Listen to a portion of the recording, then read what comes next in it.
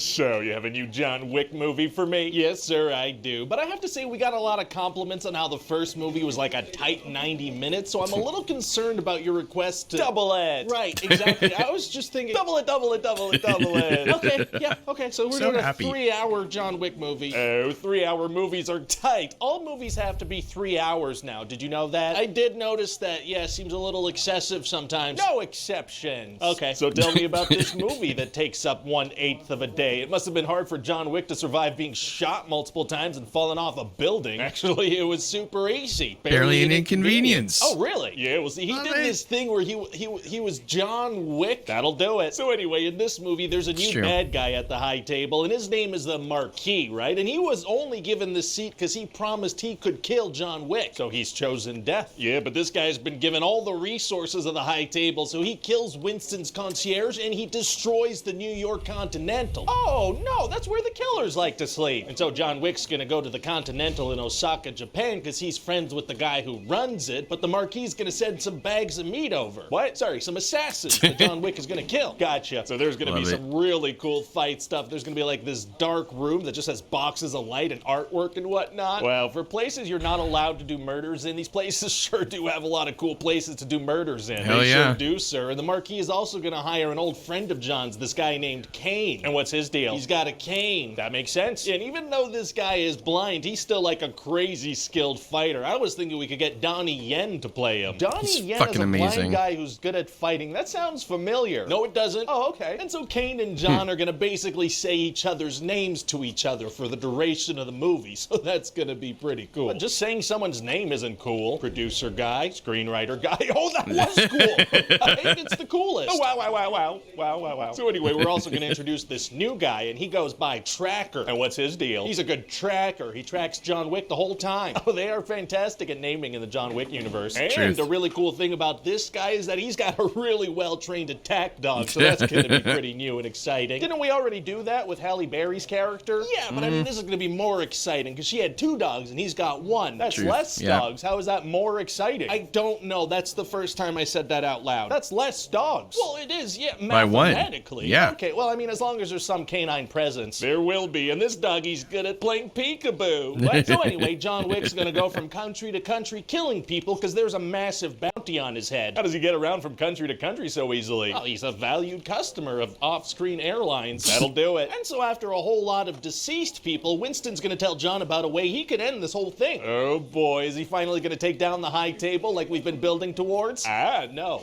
Yeah, no, he just puts together a plan to kill this Marquis guy and save his own skin. And how does he plan on doing that? Well, it turns out there's this old high table tradition where you can challenge somebody to a duel. Okay. But only on behalf of a crime family, so John's gotta join his old crime family, but to do that, he's gotta go kill a guy. I feel like you're just constantly making up old high table traditions to justify extended fight scenes. Hey, shut up now. I mean, yeah. Yeah, that's what these movies are. It's just maybe the setup's gonna get a little repetitive, but it's gonna look cool. Yeah. There exists an old tradition in Hollywood that if a scene looks cool, you must allow the writer to get there by any means necessary. You're really gonna invoke the rule of cool right now? I am. The rule of cool.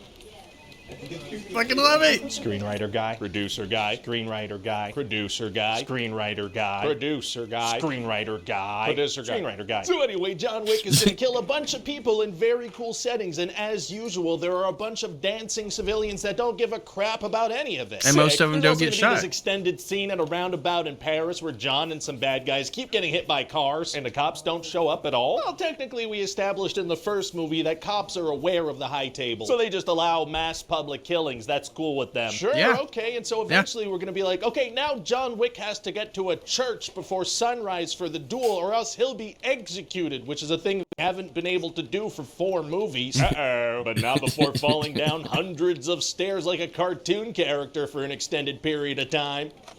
Okay. So then he manages to make it to the duel on time with the help of Kane, but the Marquis has nominated Kane, so now John and Kane have to shoot each other. Yikes. So what do? Well, John lets himself get shot a couple times and then kills the Marquis on a technicality. Amazing. Yeah, it's very cool. Then John goes to Winston, like, hey, Winston, can you take me home? Oh. No, not like that, as in he's dying now and he wants Winston to bring his body. John Wick dies? It seems like he does, unless we decide that we don't want that to be the case. Wow.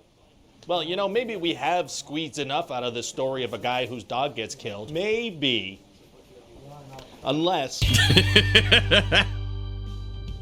Hell yeah. Hi everybody, Ryan George here. Thank you so much for watching that pitch meeting. I know you're probably supposed to be doing some kind of work right now, so it means a lot that you're not doing that. You should be doing something else, and you're not doing it right now. And I know that causes a lot of anxiety that you're not doing what you're supposed to be doing right now, so I just really appreciate it. Thank you. I have no anxiety whatsoever in watching that. Dude, I love the pitch meetings. And this is just another example of why I love the pitch meetings. Because the shit is fucking amazing. Ryan George is a comedy genius. I've said it 1,000 times and I'll say it 1,000 more. Comedy genius.